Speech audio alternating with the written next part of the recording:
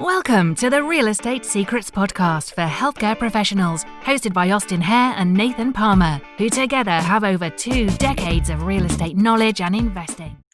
Hey guys, welcome back to the show. I'm here today with Phil Cole. He is the founder of Klas Solutions, and they help with coaching and transitions for dental companies. So, Phil, it's a pleasure to have you on today. How's it going, man? Yeah, it's going great. Thanks for having me. Great. Cool. So, let everybody know where you're coming from. What part of the country are you in? We're in great state of Michigan. Michigan. Nice. So, it's starting to get cold up there this time of year. Yeah, I got our first little snowfall there, so it's winter's coming. We hit 59 for the first time here in Orlando, and everybody was freaking out the other day. We would appreciate that kind of weather right now. Yeah. All right, man. Well, so how did you get started? Like, did you know that you wanted to be a dentist when you were a kid, or like what happened in your life that made you kind of decide to take that path? Yeah, no, I was a teacher, and my wife and I both are teachers, and we taught in Arizona. And after we had our first daughter, we realized that being away from family that far kind of stunk. So we moved back to Michigan, and as I was looking for a job, my mom and my sister were in the dental world as hygienists and assistants, and I ended up getting a job as a dental sales rep, and got into that business. But the company had a real good practice management company that they partnered with, and just the teaching part, I guess, aspect or the teaching part of me fell in love with it and really dove down into it and really took, try to educate myself to the best of my ability. So for my customers, I wasn't just selling them supplies. I was actually giving them, good advice for their practice. Okay. So during this process, you, I guess, just saw like what transpired exactly? So you're selling the equipment, right? And Mm-hmm. then did you just see that there was an opportunity there, or was there a gap in the marketplace, or what happened? Yeah. The company I was with, there's just some changes that were being made. I saw that there was gaps that I thought that were missing too, when it came to the coaching aspect of things. And so for me, it was, just that education part of me that, I like teaching, I like sitting down and being able to have good discussions with people and show them, I don't know if I would say the right way, but show them, a better way. And it just kind of kept going for a couple of years, and then finally built into the spot where it was like, okay, time to go out on my own and take the knowledge over, 20 years of experience. And then I also had, a great network of coaches throughout the years that I knew and had actually used a couple of them, and brought them on too, so that we could really give a high value and really some expertise across the board for the dental. Okay. So what year was this that you started doing the supply sales company? The year where you were Oh, with them? I was with them for 17 years, so I think Wow. that was back in 97, after somewhere in there. I forget, So time flies. wow. So you're there for 17 years, and then towards the end of this, is this when you started to realize like, hey, there might be a real opportunity there? Yeah, that's really how it started. I just over those, I'd say probably year 14, year 15, that's when I started to just, see changes. I saw gaps. And, when you're with companies, you can only make so many changes. And so the changes that I wanted to make were the ones that I knew that I had to do on my own. Okay. So And so did you, before this, did you ever have any entrepreneurial experience? Like, and let me preface that by saying, I noticed that a lot of people that I have on the show will realize that they start doing things, as early as middle school or high school. They weren't really classified as entrepreneurial, but it was something that just kind of indicated to them, like, yeah, they're motivated, they want to see a financial benefit or anything like that. Was there anything like that, like early on in your life, that led you to believe, like, maybe someday I could start my own company or anything like that? yeah, I've always had that kind of want in the first place. But I know probably the first experience of it was for college, just to get myself through college. I started my own painting company, It's, started small, but then kind of grew and got a couple people work for me, and that helped me get through college and pay for college. So I'd say my first experience, and I enjoyed it. And so I wasn't afraid of it either. So What'd you do with that equipment? Did you sell it or did you just close it down when you were done? just, yeah, basically once I got my degree, that was what it was all about. Once I got my degree, just shut it down. When I got the opportunity to go, my wife and I both teach in the same school in Arizona. It was, you know, I took the equipment with me, but didn't get used. You use it for your home renovations. Yeah, exactly. So, Oh, nice. All right. So, like now, how long have you been coaching? How long ago did you found Klas Solutions? yeah, Klass, it's going to be about 5.5 years now. Okay.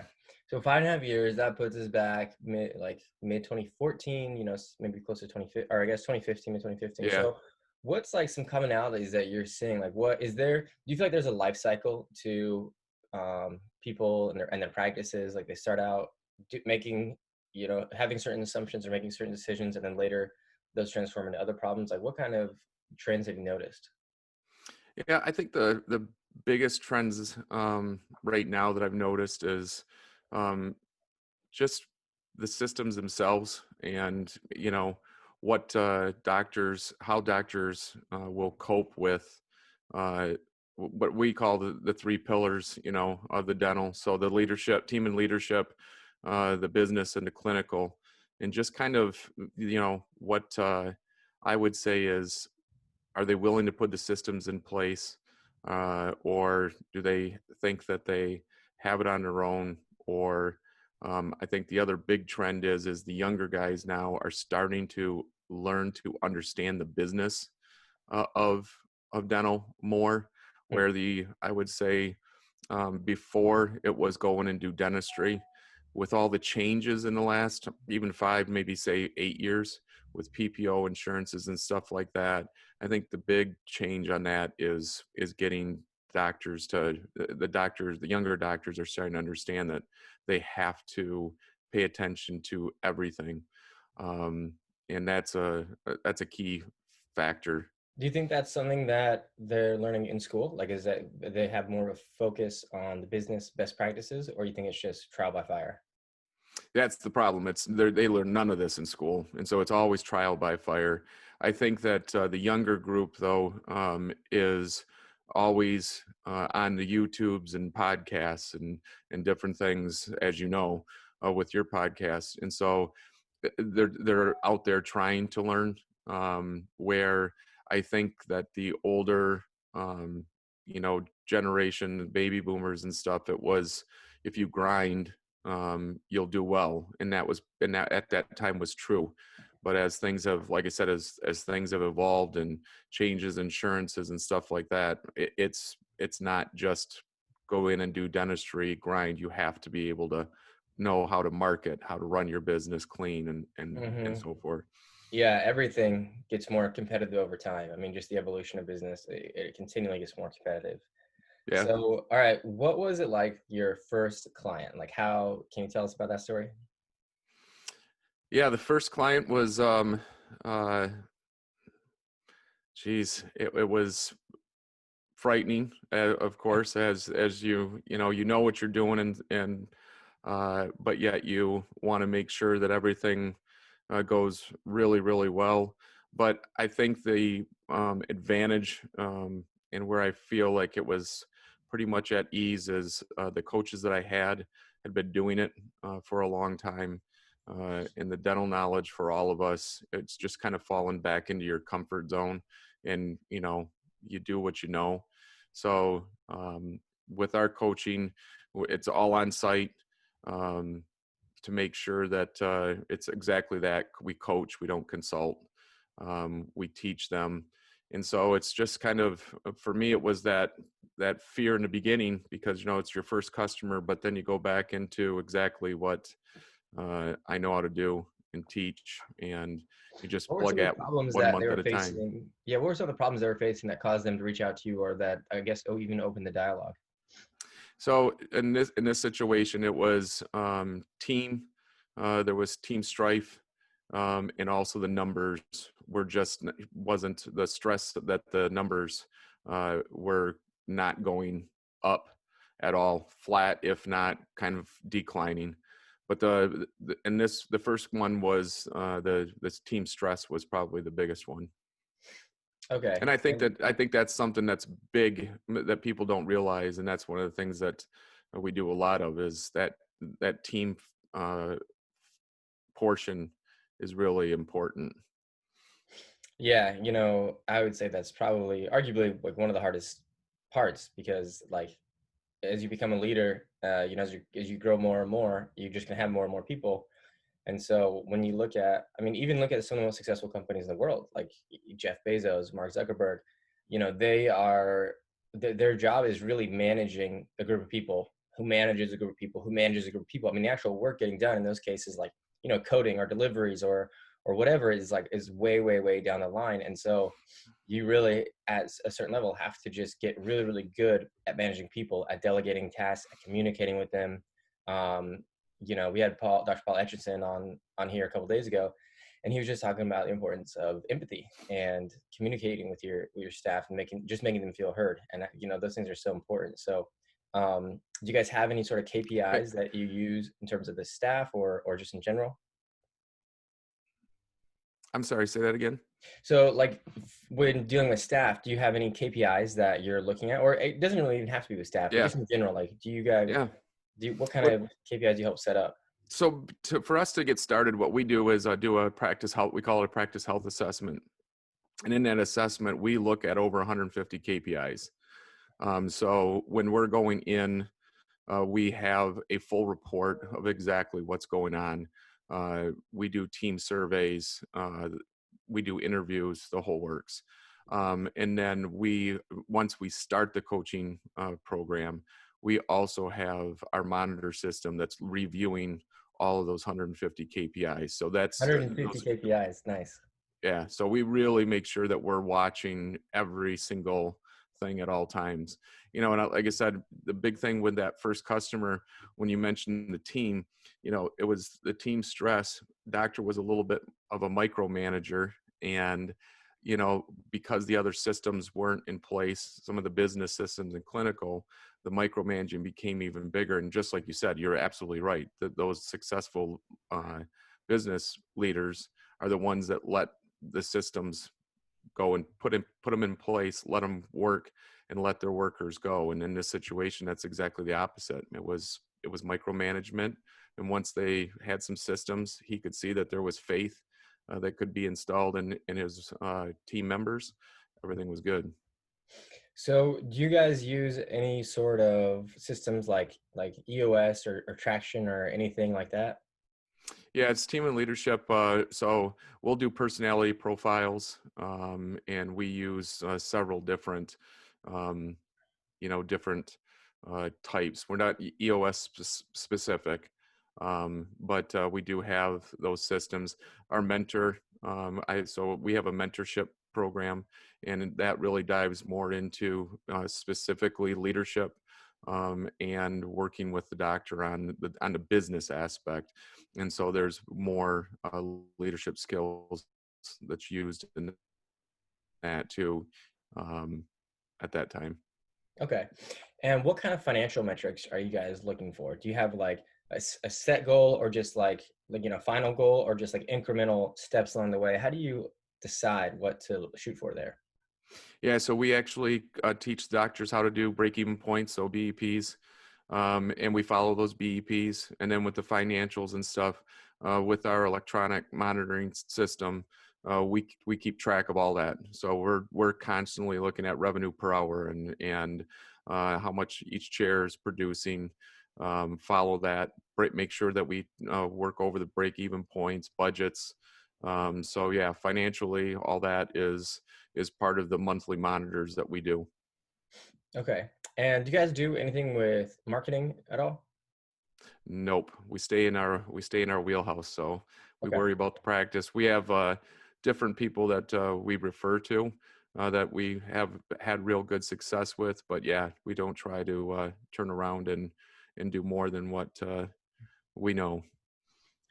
And so, do you guys ever help with site selection or evaluate their physical locations or anything like that? Yeah, so we have a transition arm, so we're able to turn around and help them with, uh, site selection, to be able to turn around and help them with the demographics and different things and make sure that they're going to the right place. We have a startup program that will walk them from A to Z through the whole process, uh, and kind of be like the general contractor, I guess, of the whole project. Hmm. Help them. We can help them with the real estate, the whole works.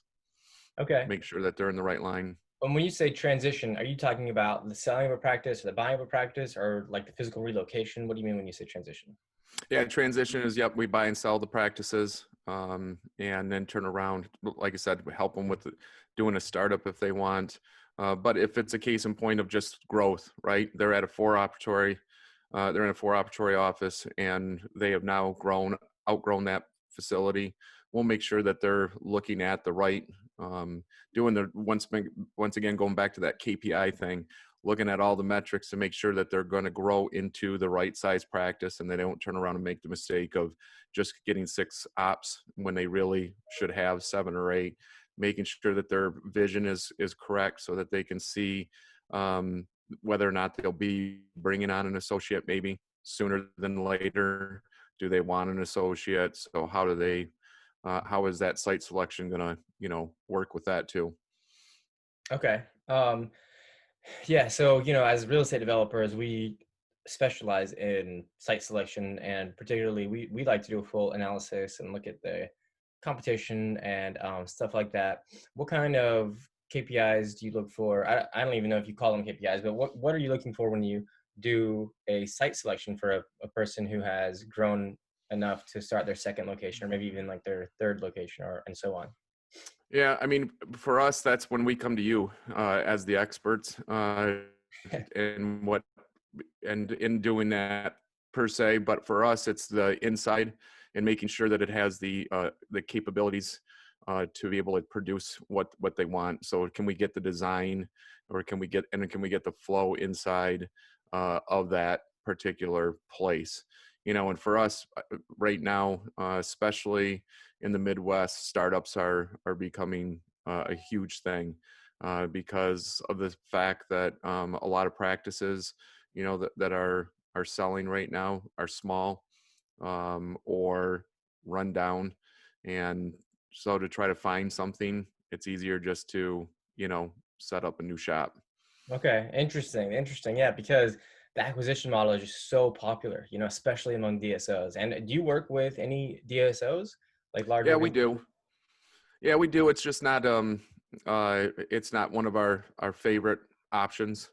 I mean, we like to we always believe in, sticking with the single doctor, buying a single doctor, or, single practice, going with a single practice. Not a I personally am just not a fan of if a practice needs to be sold, to just hand it over to a DSO right away.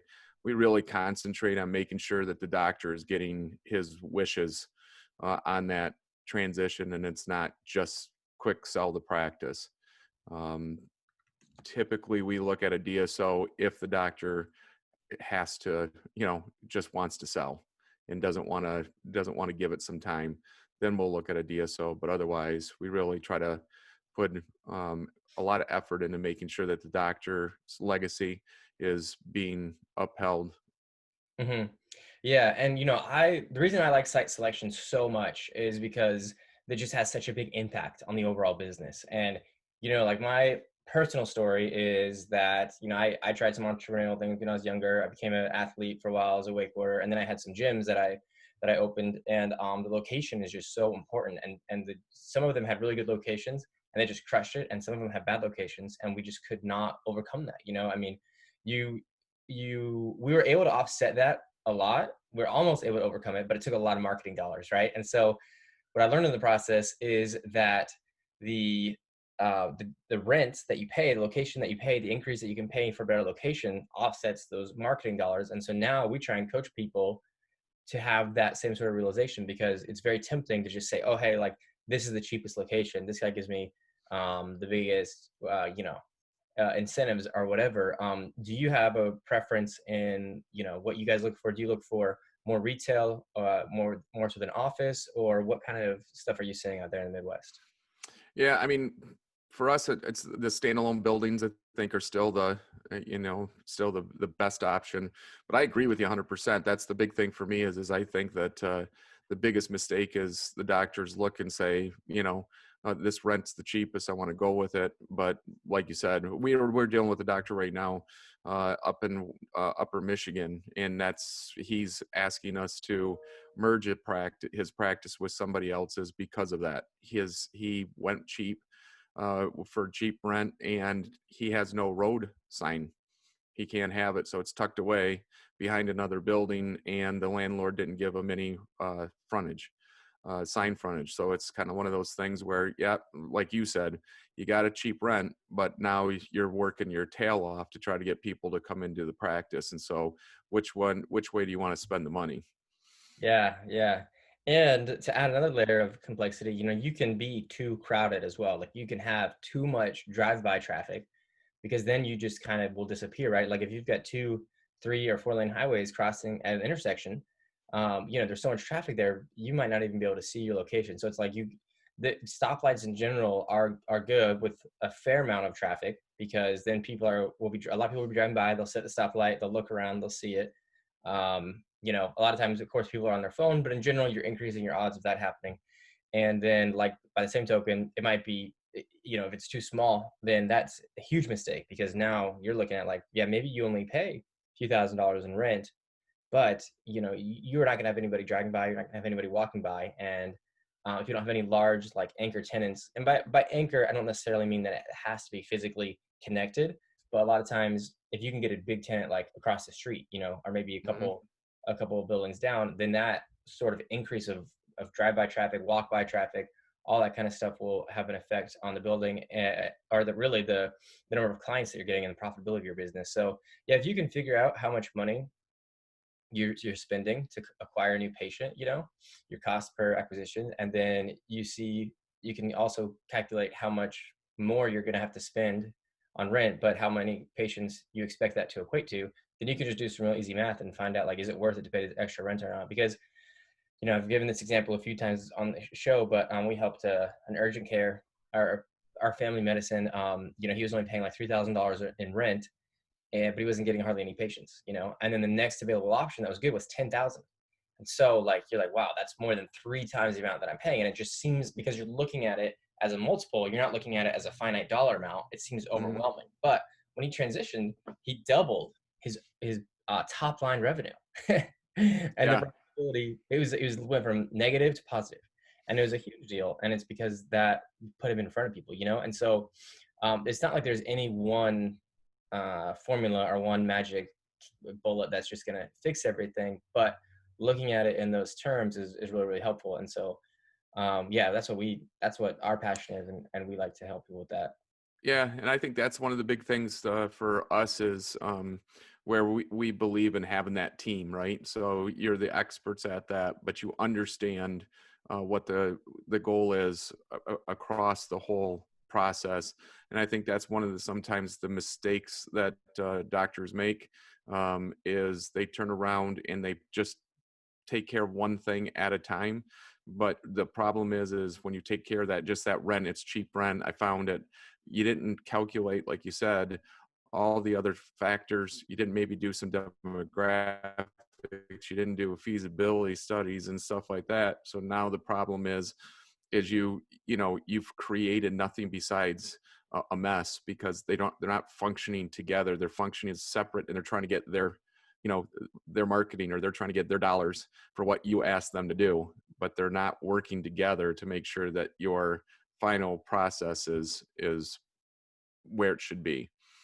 So yeah, absolutely. And one of the things too, in healthcare, the cost per foot for build out is so high, and in dental it's even higher. I mean, I think it's the highest cost per square foot of build outs, and it's you can have a lot of, it's expensive, and then you combine emotional attachment, like relocating could be very, very, very expensive. And do you ever get to a point where you just coach people like, hey, you have to relocate, or has it not come to that yet?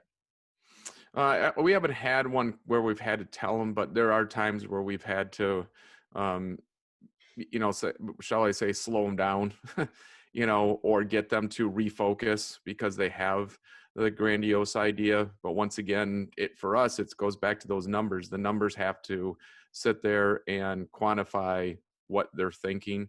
So in our situation, a lot of times it's maybe not, we haven't had to say you can't relocate, but it's, what type of relocation. You're going from driving the Chevy to wanting the Mercedes, and your numbers don't support that you can afford that Mercedes right now. Right, exactly. So, and then when you're looking at other locations, what kind of competition do you look for? Like, is there a certain point where you say this is just too saturated? Yeah, so for us, we really look at the demographics for the dentist per patient. I would say that we would want a minimum of 1,500 patients per dentist in the area. Love to try to, if someone's going When you to say be, patient, you mean like population, like people in the population? yep. So if you're gonna move into Orlando, but you turn around and are going into a segment of Orlando where the dentist per population of that area is 1 to 800 Yeah. patients, that's a bad move. And once again, because of the simple fact of it's now you're going to have to do kind of the same thing with the real estate. You put yourself in a building in a hole behind another building that they can't see you.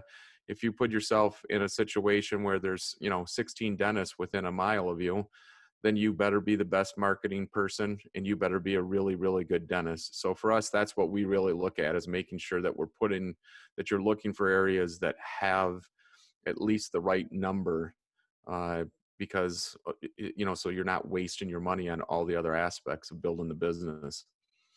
Yeah. Yeah, I agree. All right. So what about somebody who's listening right now and they like what you're saying, but they're not quite ready to get started just yet? What are some like practical steps that you could give them that maybe you see that are pretty common that could immediately start seeing an impact on their business? For me, I think one of the big things is schedule with goals. So if you're just really looking at some simple numbers, learn to get the revenue per hour, to know what your revenue per hour is. Schedule, set daily goals. There's so many times where doctors say that they're struggling, but when you look at them, they don't schedule their day to hit a certain goal. When you start doing that, then those numbers immediately go up. And then, look at your recalls, look at just some of your simple systems, look at your fees. I mean, right now across the nation with the coaching that we've done, and it doesn't matter what state that we're in, we see that doctors have not rate, they're running in 50, 60 percentile or lower with their fees. These are just simple steps that you can do with a matter. We'll do a free fee analysis. We do free insurance analysis just to show you where you're at. Those are just simple things that you can do without even, just literally making a phone call. But some of those other ones are very basic things. And I would say the other thing is monitors. If you don't do anything or you just can't afford the coaching right now, or you're just don't feel you're there, at least get an assessment done so you see what potential is there, and what's broken, and monitor your practice. Start looking at some of those KPIs, and like I said, you just peg off the ones that are quick fixes to start, and see the wins. Once you start seeing the wins, then you start going, okay, this works and I'm feeling good, and you can take the next steps. Okay. Well, and then so if somebody wants to get in touch with you and grab any of those free tools, what's the best way to get in contact? Just our 800 number, 844-552-7100, or just email at info@Klas Solutions. Tell us what you're interested in, and we'll have one of the coaches reach out to you depending on what segment you're looking at, and the coach will reach out and give you a free consultation, Great. see what it's discuss what your interests are, and we'll take it one step at a time. Well, that sounds good. All right, Phil. Hey, it was a pleasure having you on the show. Thanks for taking the time and sharing some of your knowledge and insight. Thank you so much. Yeah, look forward to doing it again sometime. Sounds great.